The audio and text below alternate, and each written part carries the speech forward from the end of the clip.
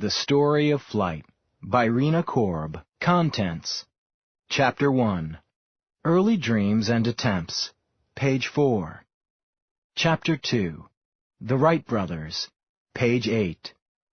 Chapter 3. Early Airplanes and War. Page 11. Chapter 4. The Many Uses of Airplanes. Page 14. Chapter 5. More Warplanes. Page 19. Chapter 6. Speedy Airplanes. Page 21. Glossary.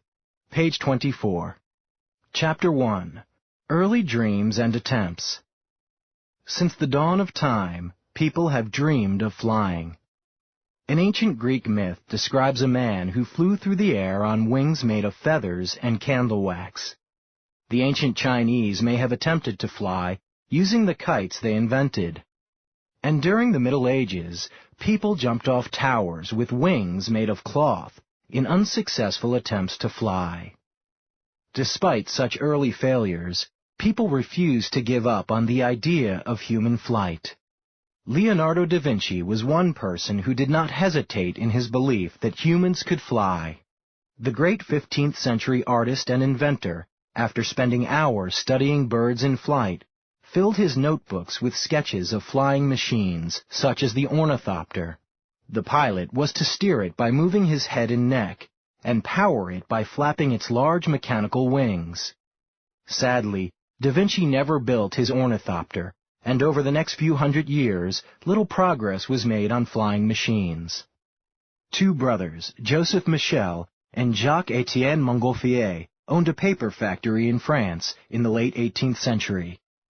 One day, while experimenting in their factory, they realized that a paper bag rose as it filled with hot air, and descended as the air cooled.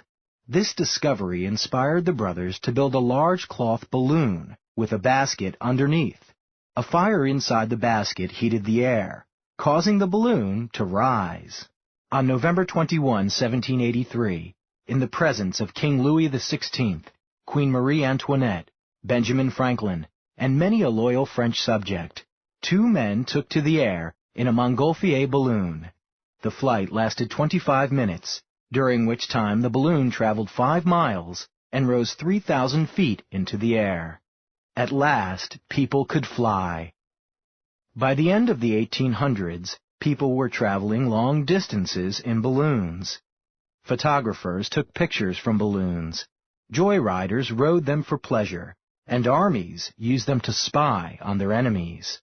At the same time, inventors were developing new types of flying machines. In contrast with balloons, these machines were heavier than air, meaning that they did not use hot air or other gases to keep them aloft. One of those inventors was an Englishman named Sir George Cayley. Cayley earned the nickname Father of Aeronautics for his studies of the motion of air. He spent much of his life designing gliders.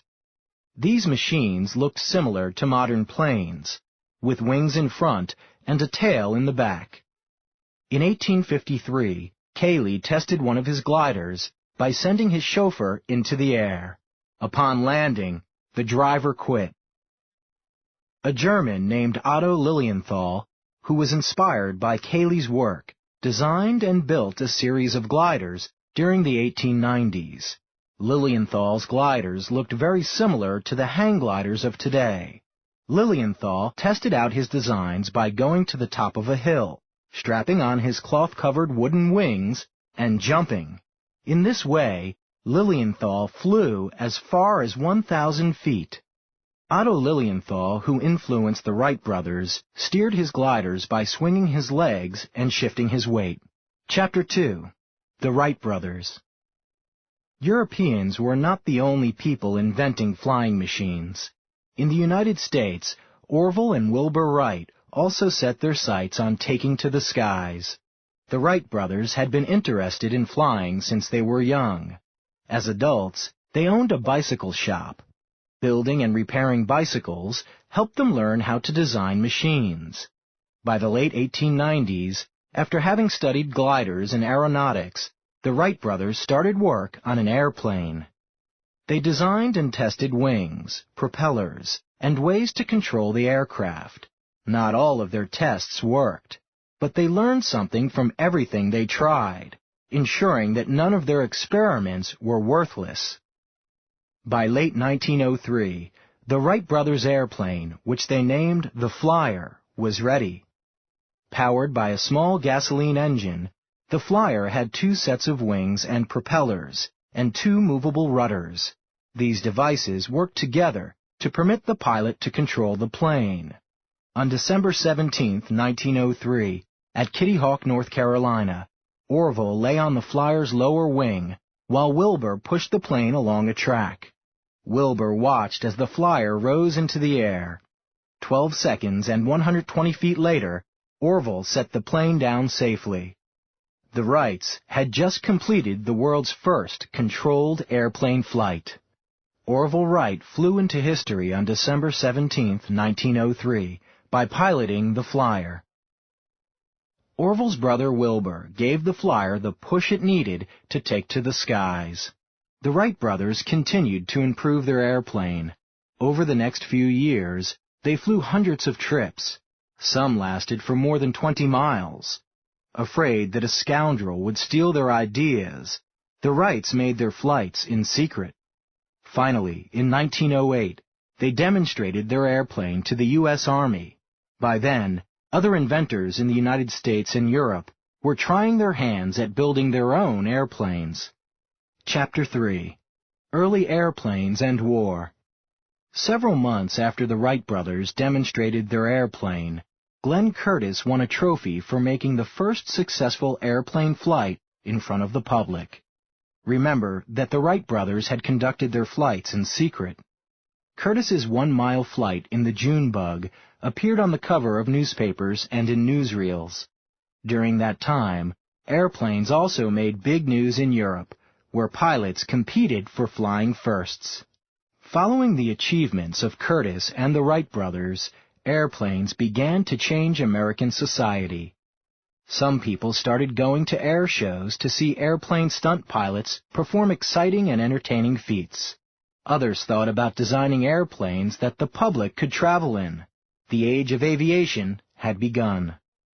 Then, in 1914, World War I began. Airplane designers scrambled to design warplanes for the warring countries. Both the Allied powers, consisting of England, France, Russia, Italy, and the United States, and the Central Powers, made up of Germany, Austria-Hungary, and Turkey, used planes to spy on enemy territory and gain information about troops and weapons. Military leaders used their country's air forces to help plan attacks. World War I military leaders also started using airplanes, such as bombers, against their enemies. The first bombers were small and could only carry grenades and other light bombs. Soon, however, both sides were building bigger planes that carried larger loads of bombs. But bombers had a fierce foe in the sky: fighter planes. The first fighter planes were simple military planes loaded with large guns. The pilot fired the guns from within the cockpit. Airplane designers soon improved the designs of fighter planes, building aircraft that carried machine guns mounted in front of the pilot.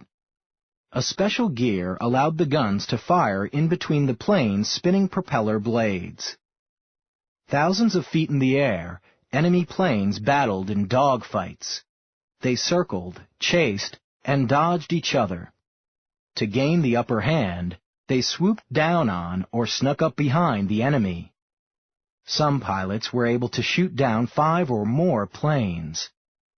One German ace, known as the Red Baron because of his red plane, shot down 80 Allied planes before he was shot down himself in 1918. The British Sopwith Camel was one of the legendary fighter planes of World War I. Chapter 4. The Many Uses of Airplanes. World War I ended in 1918. In the years that followed, the improvements made to airplane designs during the war were applied to peacetime aircraft. Aviation became even more popular.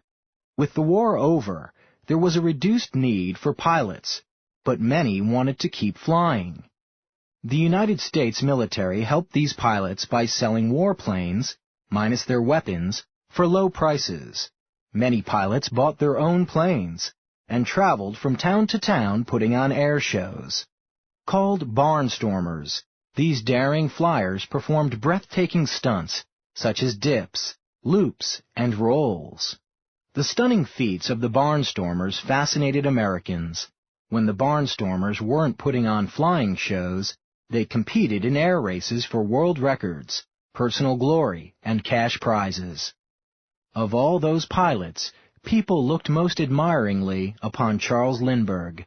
He was known as Lucky Lindy because he survived several airplane crashes. Lindbergh wanted to be the first person to fly solo across the Atlantic Ocean. He began by taking off from New York City on May 20, 1927, in his famous plane, the Spirit of St. Louis. Lindbergh battled storms, fog, cold, and sleepiness during his flight. A little more than 33 hours later, he landed in Paris and was greeted by cheering crowds. Overnight, Lindbergh became an international hero. Amelia Earhart earned the nickname Lady Lindy for being the first woman to fly across the Atlantic Ocean. She showed the world that women could fly planes too. People also realized that airplanes could be used for more than barnstorming shows and record-setting flight attempts. On May 15, 1918, a full 6 months before the end of World War I, pilots hired by the U.S. Postal Service began flying mail between New York City and Washington, D.C. Demand was so great that within months the post office expanded service to include the entire country. The DC-3 began carrying regular passengers in 1936. About 1,000 DC-3s still fly today. In the mid-1920s, the U.S. Postal Service began hiring private companies to fly the mail. To earn extra money, these companies sometimes sold tickets to passengers, thereby becoming some of the earliest passenger airlines. Early passengers put up with a lot to experience the thrill of flying. They were forced to sit on mail bags, and often had to get off the planes to make more space for mail. Although passenger airlines began during the mid-1920s, the first passenger flight took place a decade earlier in 1914, when a plane flew tourists between Tampa and St. Petersburg in Florida.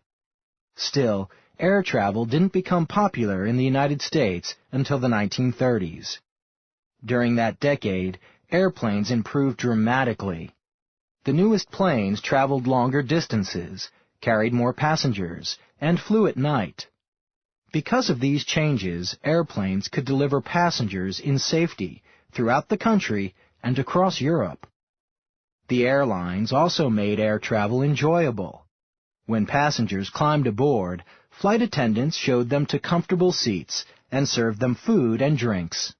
German dirigibles were called Zeppelins in honor of their inventor, Count von Zeppelin. The Hindenburg Zeppelin, shown here flying over New York City, was the most famous.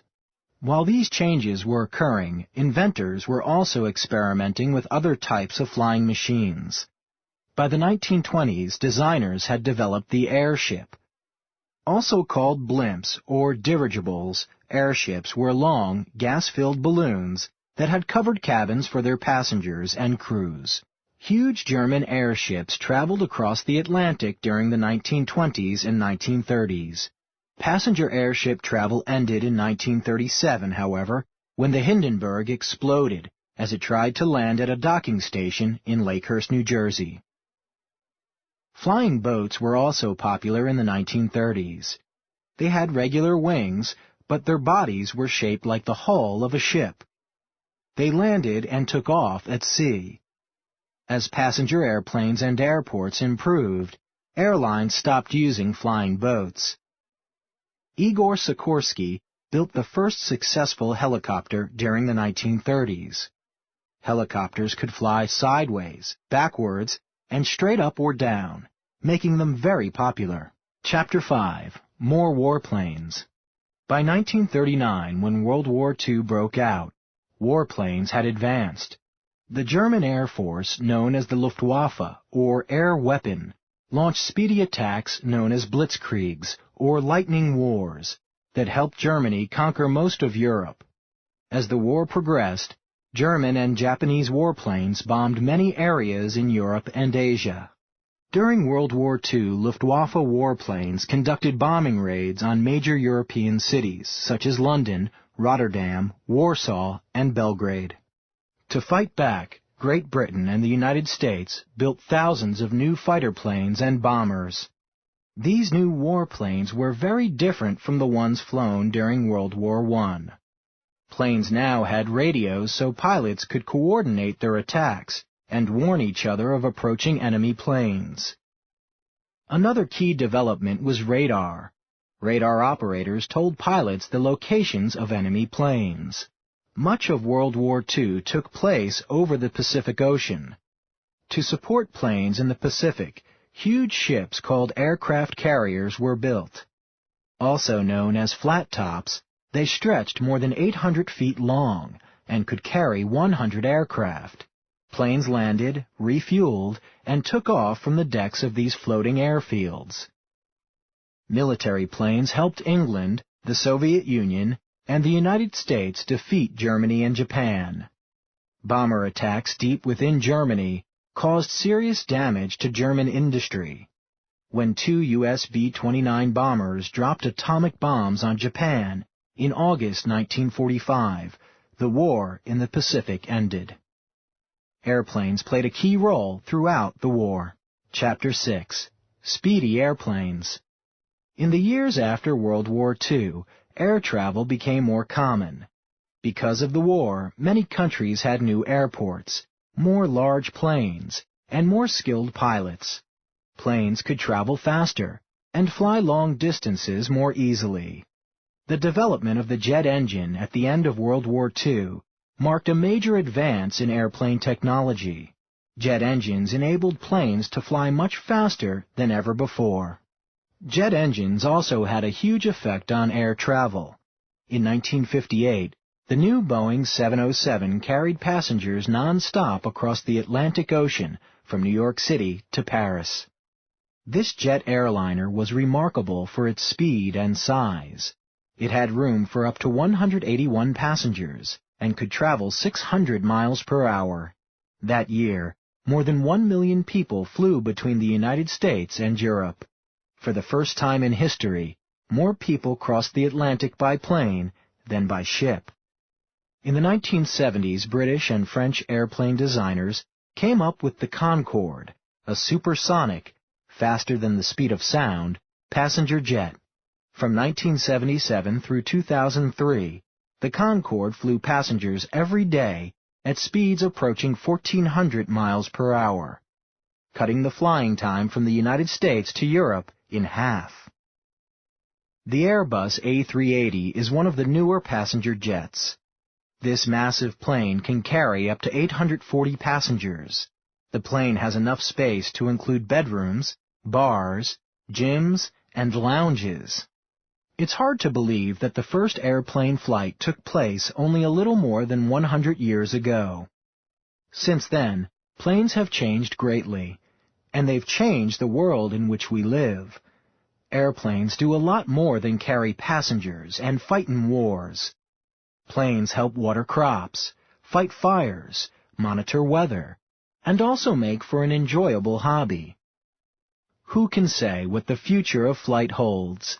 Perhaps someday, everyone will be able to strap on wings and fly through the air, just as Da Vinci dreamed. Or maybe one day, most homes will have an airplane parked in the garage next to the family car. One thing is certain. As long as people gaze at the sky and dream about flying, we will continue to design new and exciting flying machines. Glossary. Admiringly, adverb. With respect and awe. Permit, verb. To make possible or allow. Scoundrel, noun. A dishonest person. Subject, noun. A person who lives under the rule of a king or queen. Worthless, Adjective. Having no value or use. Reader response. 1. What was the author's purpose for writing the story of flight? How did you reach this conclusion? 2. The author used time order to structure the book. Using a graphic organizer such as the one below, make a timeline showing major dates in the history of flight. 3. Make a word web with the word flight in the center. Around it, write words from the book that relate to flight. 4. What improvements would you make if you were to design future aircraft? Why would you make such improvements?